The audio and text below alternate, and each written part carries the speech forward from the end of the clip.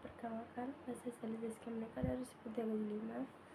Di sini saya akan membuat rangkuman tentang fisika, tentang dinamika. Di sini ada A. Gaya. Gaya adalah suatu yang cenderung mengaruhi keadaan gerak atau bentuk fisik suatu benda. Gaya dapat berupa tarikan atau dorongan. Gaya dapat menggerakkan benda semula diam. Dalam hal ini, gaya memberikan percepatan pada benda. Gaya juga dapat menghentikan benda yang semula bergerak. Dalam hal ini, gaya memperlambat gerak benda. Jika bekerja pada benda elastis, maka gaya dapat mengubah bentuk benda itu. Berikut ini beberapa gaya yang bekerja pada benda. Ada 3 bagian. Yang pertama, gaya berat. Yang kedua, gaya normal.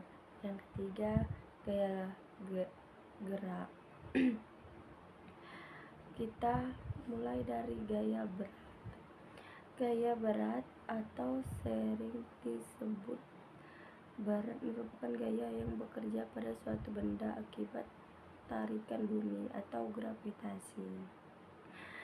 Arah gaya berat suatu menuju pusat bumi.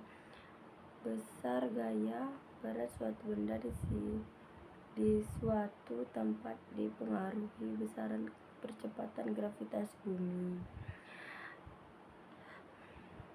di tempat itu. Percepatan gravitasi melambangkan dengan G, dan pada setiap benda bermassa M akan bekerja gaya yang bekerja pada benda. W sama dengan mg atau 3-1. Berat suatu benda merupakan berat gaya gravitasi yang bekerja pada benda itu. W sama dengan F, gravitasi. Lanjut yang kedua, gaya normal. Gaya normal merupakan gaya sentuh yang diberikan suatu permukaan yang stabil pada benda yang bersentuhan dengannya. Arah gaya normal suatu gerak permukaan kontrak. Gaya normal biasanya dilambangkan dengan N.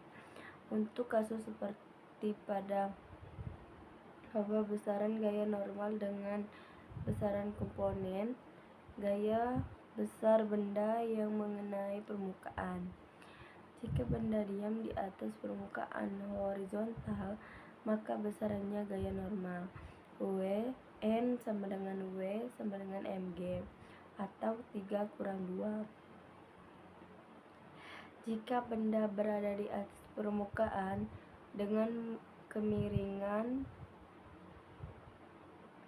seperti pada gambar B, besaran gaya normalnya N sama dengan W